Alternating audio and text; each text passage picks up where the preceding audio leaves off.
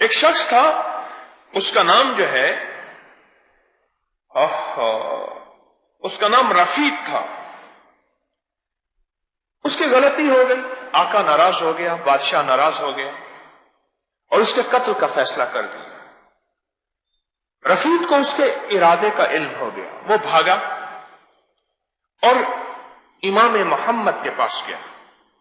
اور امام محمد، ان کا اصل نام محمد جعفر اور الصادق، اہل بیت کی ایک بہت بڑی ہستی، آل رسول کے بہت بڑے باوقار بعظمت شخصیت، ان کی بارگاہ میں حاضر ہوا اور عرض کیا کہ حضور، مجھے فلاں بندے نے قتل کا فیصلہ کر لیا، ارادہ کر لیا.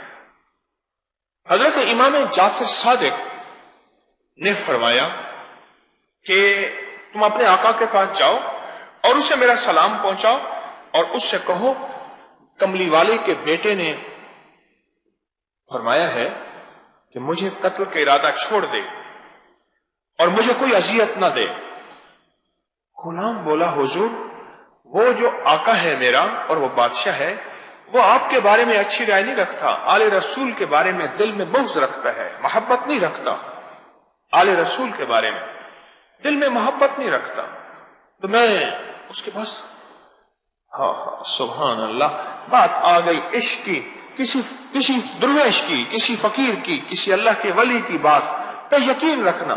آپ نے فرمایا یقین رکھ جا. اس نے بے کہا یقین ہے.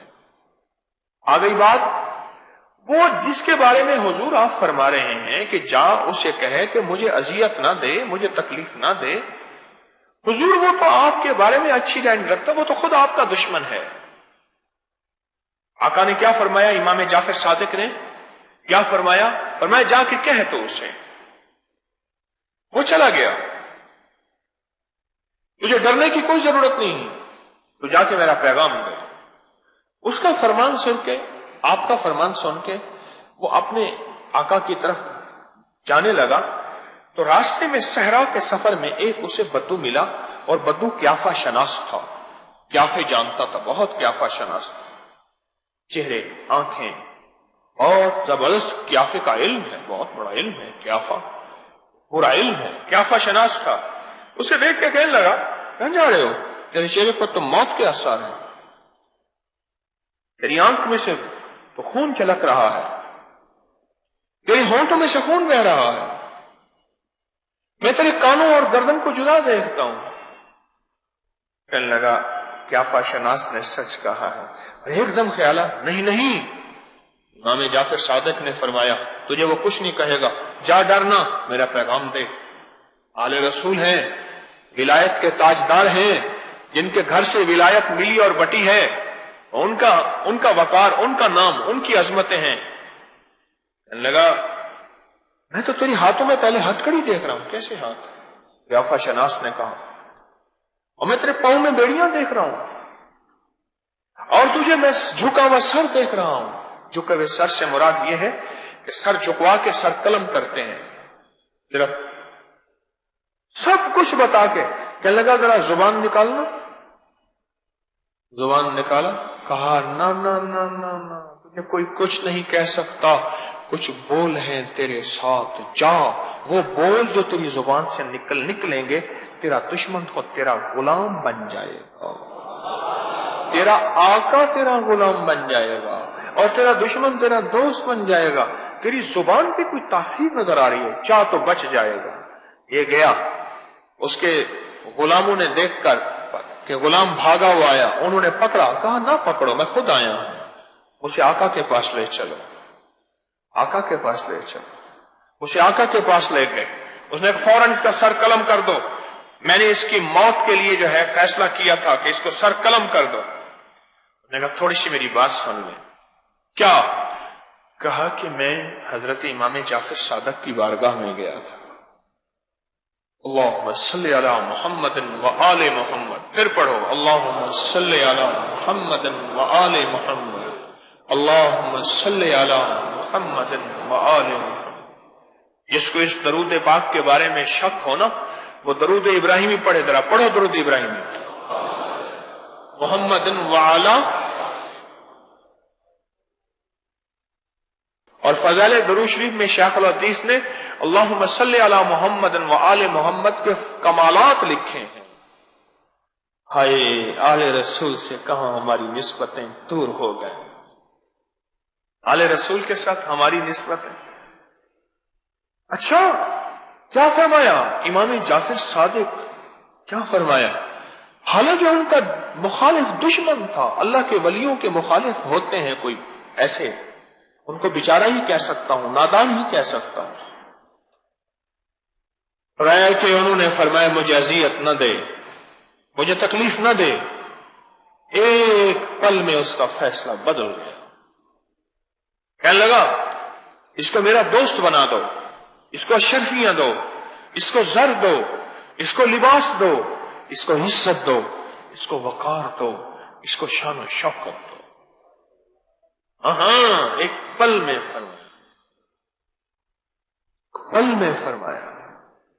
مجھے وہاں محفل میں بیٹھے طالب علموں کی طرف سے بات ملی ہے، اور پھر حوالہ ملا ہے مجھے دار التقوی الہلال کی طرف سے کہ مولانا یوسف خان صاحب جامعہ شرفیہ میں ترمذی پڑھا رہے ہیں، چند دن پہلے کی بات ہے۔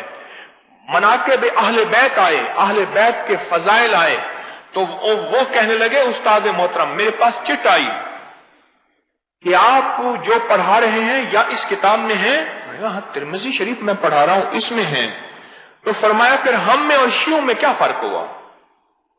آئے ہمارے ممبر سے آل رسول کے فضائل ہی ختم ہو گئے۔